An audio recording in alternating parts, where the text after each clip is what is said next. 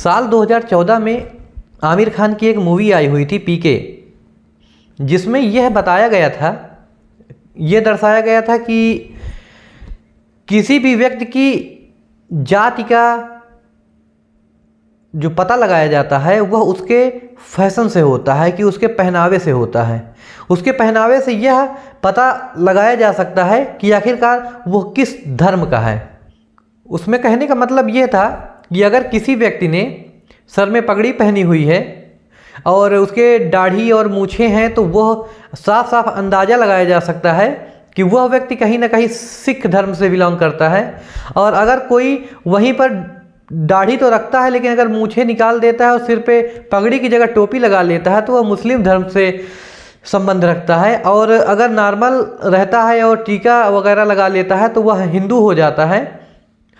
आज की इस कहानी में जो मैं आपको बताने जा रहा हूँ, इसमें एक व्यक्ति रहता है जो कि अपना वेश बदल करके दूसरे धर्म के या दूसरे समुदाय का दिखाने की कोशिश करता है, लेकिन जब वह अचानक से एक दिन अपने रियल वेश में रहता है और एक ऐसी जगह से निकलता है जहां से यह स्पष्ट होता है कि नहीं, यह इसी समुदाय का है, तब उसकी सच्चाई पता चलती है लोगों को। यह मामला फिर पुलिस में पहुंच जाता है और तफ्तीश होती है, तब पूरी जानकारी खुलकर सामने आती है। जब इस मामले की पुलिस जांच करती है तब यह पता चलता है कि इस व्यक्ति ने एक रिश्ते की नींव जो है झूठ के दम पर रखी थी। ऐसा रिश्ता जो कि सबसे ज़्यादा विश्वसनीय होता है, एक पति पत्नी का रिश्ता, मियाँ बीवी का रिश्ता, लेकिन उसने इस रिश्ते पर अपनी जो झूठ की मुहर लगाई, उससे यह लोगों को लगा कि कोई व्यक्ति इस हद तक भी गिर सकता है। जब यह जानकारी पूरे दुनिया में अखबारों के माध्यम से पता चली, हर जगह पहुंची, तब लोगों को यकीन नहीं हो रहा था। आदाब, नमस्कार, सत श्री अकाल। मैं अंशुमान आपको आज की जो एक सच्ची घटना सुनाने जा रहा हूं, यह सच्ची घटना जुड़ी हुई है उत्तर प्रदेश के एक ज़िले से जो कि बांदा की है। उत्तर प्रदेश का एक ज़िला है बांदा और उसी से बॉर्डर लगा हुआ है एक मध्य प्रदेश का ज़िला है पन्ना। यहाँ की एक लड़की एक दिन अचानक से अपने ही ज़िले के एक थाने पर पहुँचती है जो कि पवई थाना होता है। वहाँ पर जाकर बताती है कि वहाँ कि एक लड़के ने उसके साथ कई सालों तक शोषण किया है, उसका अश्लील वीडियो बनाया है, उसने उसके साथ फरेब किया है, धोखा किया है, उसको कड़ी से कड़ी सज़ा देनी चाहिए। तो पुलिस इस बात को जब सुनती है तो वह बहुत आश्चर्य में रहती है कि कोई व्यक्ति इतने दिनों से किसी का शोषण कर रहा है और वो आज तक अभी आया नहीं, और अचानक से आता है और बताता है कि उसके साथ ये घटना इतने दिनों से हो रही है। तब पुलिस इस मामले की जांच करती है। उसने बताया कि उस व्यक्ति ने उसके साथ शादी भी कर ली है, वह उसे मंदिर ले गया, उसके साथ शादी कर ली, लेकिन जब बाद में पता चला कि वह व्यक्ति दरअसल हिंदू है ही नहीं, जिसने अपना नाम जितेंद्र कुमार बताया था, वह वास्तविकता में शकील नाम का एक व्यक्ति था। तो वह दोनों एक दूसरे से अलग होने के लिए बाद में प्रयास करते हैं। पुलिस ने जब इसकी पूरी कहानी सुनी तब पुलिस को यह यकीन नहीं हो रहा था कि आखिरकार ऐसा भी हो सकता है। लड़की का नाम पायल था। वो बताती है कि जब एक समय वह चित्रकूट घूमने आई हुई थी तभी उसकी मुलाकात एक लड़के से होती है जिसका नाम जितेंद्र कुमार रहता है। वह लड़की उस जितेंद्र से जब मिलती है तो उसकी बातों पर वो काफ़ी मोहित हो जाती है, क्योंकि वह लड़का इतनी अच्छी बातें करता है, इतना शालीन रहता है, तो वह उसको पसंद करने लगती है। दोनों एक दूसरे के साथ चित्रकूट में घूमते हैं, क्योंकि उस लड़के को और उस लड़की को एक दूसरे से प्यार होने लगता है। जब वह एक दूसरे के साथ चित्रकूट के पूरे एरिया घूमते हैं, उसके बाद जब वापस चले जाते हैं तो यह दोस्ती तब भी समाप्त नहीं होती है। और जो कि जिला पन्ना और बांदा एक दूसरे से सटे हुए सीमाएं लगाते थे, तो यह दोनों एक दूसरे को बाद में भी मिला करते थे, वहाँ पर हमेशा आते थे, एक दूसरे के साथ रहते थे, होटलों में रहते थे, कभी कभी एक दूसरे के साथ घूमने जाया करते थे। जो कि पहले चित्रकूट आए थे, अब वो कहीं और भी घूमने जाते थे। धीरे धीरे समय बीतता गया, दोनों में प्यार हो गया और फिर वो एक दूसरे के साथ ऐसा भी आया समय कि एक दूसरे के साथ शारीरिक संबंध भी बनाया करते थे। लेकिन बात यहाँ पर एक ऐसी आती है कि जब वह इस अश्लील समय पर रहते थे तो वह एक दूसरे का वीडियो बनाया करते थे। जो कि लड़का रहता है वह जब भी इस तरीके की हरकत उस लड़की के साथ करता था तो हमेशा अपने मोबाइल को चालू रखता था, वीडियो उसका चालू कर देता था ताकि उसकी वीडियो बन सके। यह बात लड़की भी जानती थी, लेकिन उसको भी कोई ऐतराज़ नहीं था क्योंकि वह दोनों एक दूसरे से बेहद प्यार करते थे। वो चाहते थे कि हम आगे चल के शादी कर लेंगे, तो उनको ना ही किसी प्रकार खतरा लड़की को समझ में आता था, वह भी इस चीज़ के लिए राजी रहती थी। लड़का जब भी ऐसी हरकतें करता था और तो वीडियो बना लिया करता था। धीरे धीरे बात आगे बढ़ती है और कुछ दिन के बाद ऐसा समय आता है कि लड़का कहता है कि आओ हम दोनों शादी कर लेते हैं, अब साथ में रहते हैं। तो फिर वह एक मंदिर जाते हैं और मंदिर में जा कर के शादी कर लेते हैं। शादी करने के बाद सब कुछ बहुत ही बढ़िया चल रहा था। वो लोग सोचते थे कि नहीं, अब जो हमारी ज़िंदगी चल रही है वो बहुत ही अच्छी चल रही है।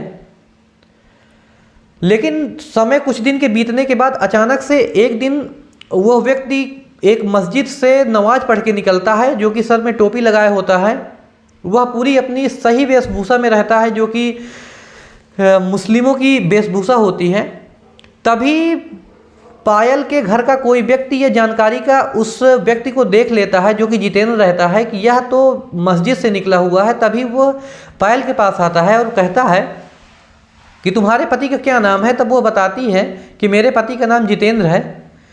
तब वह उसकी सच्चाई बताता है कि नहीं, वह कोई मुस्लिम है, क्योंकि उसने मुस्लिमों के जो नमाज वाला स्थान मस्जिद होता है वहाँ से निकलते हुए देखा है और उसी वेशभूषा में देखा है बहुत सारे लोगों के साथ। तब जो कि उसकी पत्नी रहती है पायल, उसको शक होता है और वह अपने पति से इस बारे में बात करती है, उससे पूछती है कि आखिरकार ये मामला क्या है। तब उन दोनों के बीच में धीरे धीरे टकराव शुरू होने लगता है।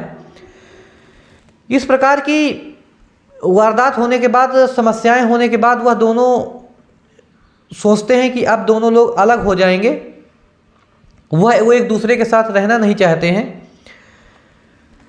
तभी वह लड़की जाती है पुलिस थाने में, जो कि उसके एरिया का पुलिस थाना पवई लगता है। तभी वह यह चीज़ बता रही होती है। पुलिस इस बारे में जानकारी जुटाती है, सब कुछ पता करती है। तो बाद में एक और बड़ा खुलासा होता है, जो कि उस लड़की के लिए होता है। इस खुलासे को देख करके पुलिस उस व्यक्ति के बारे में जो सोचती है उससे ज़्यादा इस मुद्दे पर परेशान होने लगती है कि आखिरकार यह मामला इतना बड़ा था और आज जाके खुला है। दरअसल यह बात उस लड़की की थी, क्योंकि वह लड़की एक बहुत ही फरेबी लड़की थी। वो एक गिरोह के साथ काम करती थी। उसने अपने जीवन में, जो कि उसका पुराना समय बीत गया था, इस लड़के से, जो कि शकील था, जिसने अपना नाम जितेंद्र बताया था, उससे पहले वो 22 शादियां कर चुकी होती है। वो अपने इस शादी के काम को पेशा बना चुकी थी। वो अलग अलग लोगों के यहाँ जाया करती थी, शादियां उनसे कर लिया करती थी, क्योंकि वो एक ऐसे लोगों को ढूंढती रहती थी जो कि बहुत एज के हो गए हों, जिनकी उम्र निकल चुकी हो, या फिर डाइवोर्सी लोग, या फिर जिनकी पत्नियां मर चुकी हों। ऐसे लोग उनकी तलाश में रहती थी। जैसे ही ऐसे लोग मिलते थे तो उनके साथ शादी करने के लिए रेडी हो जाती थी। उनका जो परिवार था, जो उसके गिरोह के लोग थे, वो लड़कों को अपनी तरफ जोड़ते थे। उसके बाद उनसे कहते थे कि अगर आपको शादी करनी है तो हमारी जानकारी में एक लड़की है।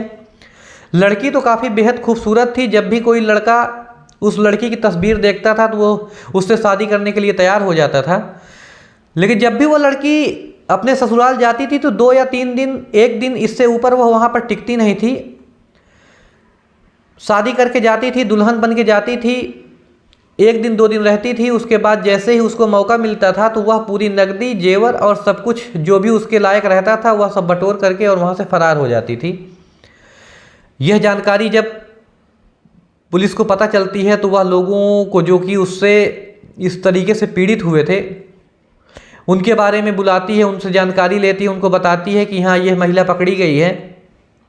इस तरीके से इस लड़की ने 5 साल में 22 शादियाँ की हुई थी, लेकिन उस लड़की को यह बिल्कुल भी अंदाज़ा नहीं था कि जो उसका 23वां सोहर होगा वह उसी को बेवकूफ़ बना के चला जाएगा। जब यह मामला अखबारों के माध्यम से हर जगह पहुंचता है तो जो लोग उससे परेशान थे वो सब वहां आते हैं और इसके बारे में पूरी कहानी बताते हैं। तब उन्होंने बताया कि उस लड़की को लोगों ने जो है लुटेरी दुल्हन के नाम से बुलाने लगे थे, क्योंकि जो कि बांदा और पन्ना का जो इलाका था वहाँ पर इसने 22 कांड कर चुकी थी।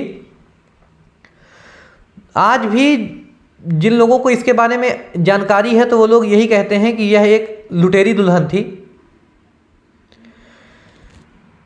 झूठ के सहारे अगर हम किसी भी रिश्ते की नींव रखते हैं तो वह 2 या 3 साल से ज़्यादा टिक नहीं सकता है। इस कहानी को सुनाने का मेरा मकसद केवल यही चीज़ का था कि सभी लोग सतर्क रहें, इस तरह की कोई भी वारदात होने से बचें, क्योंकि इस समय लोग बहुत ही पैसे के लिए लालची हो चुके हैं। किसी भी प्रकार की वारदात को अंजाम देने के लिए कुछ सोचते ही नहीं। सावधान रहें, सतर्क रहें। नमस्कार।